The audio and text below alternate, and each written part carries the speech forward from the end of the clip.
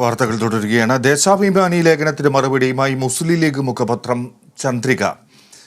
ദേശാഭിമാനി ലേഖനം CPM-നുള്ള ബൂമറാങ് എന്ന് ചന്ദ്രിക. ലേഖനം BJP-യുടെ വർഗീയ രാഷ്ട്രീയത്തിന് വളം ഒരുക്കുന്നത് CPM എന്നും വിമർശനം. വിവരങ്ങളുമായി റിയാസ് KMR ആണ് ചേരുന്നത്. റിയാസ്, ദേശാഭിമാനി ലേഖനത്തിന് എങ്ങനെയാണ് ചന്ദ്രിക മറുപടി നൽകുന്നത്, വിമർശനം ഒരുക്കുന്നത്?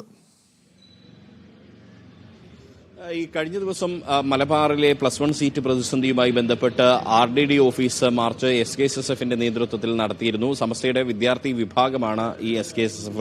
അത് ഉദ്ഘാടനം ചെയ്തുകൊണ്ട് SYS സംസ്ഥാന സെക്രട്ടറി ആയിട്ടുള്ള മുസ്തഫ മുണ്ടുപാറ വേണ്ടി വന്നാൽ കേരളം വിഭജിച്ച് മലബാർ സംസ്ഥാനമാക്കണം എന്ന് ആരെങ്കിലും ആവശ്യപ്പെട്ടാൽ അത് തെറ്റു പറയാനാകില്ല എന്ന് പറഞ്ഞിരുന്നു. ഇതിനെതിരെ ഇന്നലെ ദേശാഭിമാനി ലേഖനം എഴുതിയിരുന്നു. അതിൽ ലീഗിനെ രൂക്ഷമായി വിമർശിച്ചുകൊണ്ടായിരുന്നു ആ ലേഖനം.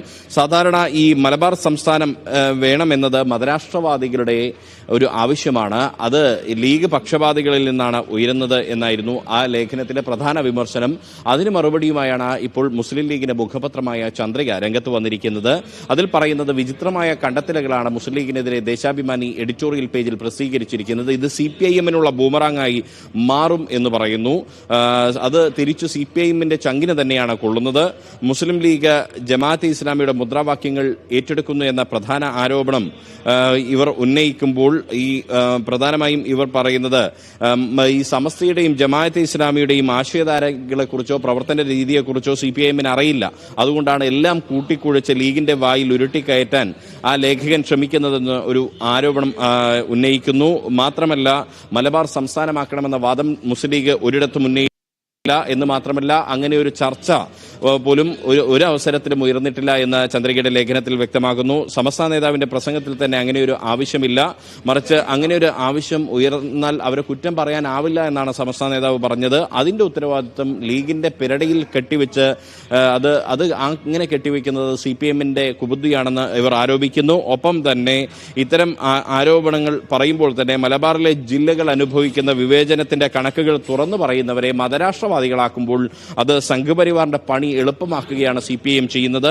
BJP-യുടെ വർഗീയ രാഷ്ട്രീയത്തിന് വളമൊരുക്കുകയാണ് CPIM എന്നുള്ള ആക്ഷേപം തുടരുന്നു. മാത്രമല്ല, KT ജലീലിനെ പോലുള്ളവരെ കൂട്ടുപിടിച്ച് മുസ്ലിം സംഘടനകൾക്കിടയിൽ ഭിന്നതയുണ്ടാക്കി ലീഗിനെതിരെ തിരിച്ചുവിട്ട് പരമാവധി വോട്ടുകൾ സമാഹരിക്കാൻ ലോക്സഭാ തെരഞ്ഞെടുപ്പിൽ CPIM ശ്രമിച്ചിരുന്നു എന്നൊരു ആരോപണം ഇവർ പറയുന്നു. ആ വ്യാമോഹം ലോക്സഭാ തെരഞ്ഞെടുപ്പിൽ ചീട്ടുകൊട്ടാരം പോലെ പൊളിഞ്ഞു.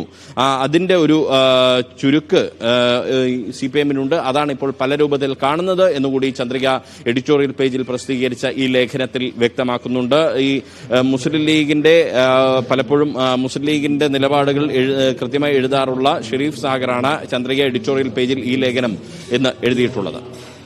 ശരി റിയാസ്. അപ്രതീക്ഷിത നീക്കവുമായി ഗവർണർ ആരിഫ് മുഹമ്മദ് ഖാൻ സ്വന്തം നിലയ്ക്ക് VC-യെ നിയമിക്കാനൊരുങ്ങി. ഗവർണർ 6 സർവകലാശാലകളിൽ സെർച്ച് കമ്മിറ്റി രൂപീകരിച്ചു. കേരള MG ഉൾപ്പെടെയുള്ള സർവകലാശാലകളാണ് പുതിയ VC-മാരെ നിയമിക്കുന്നത്. കൂടുതൽ വിവരങ്ങൾ സൂര്യ ഗായത്രി നൽകും. സൂര്യ, സർക്കാരുമായി വീണ്ടും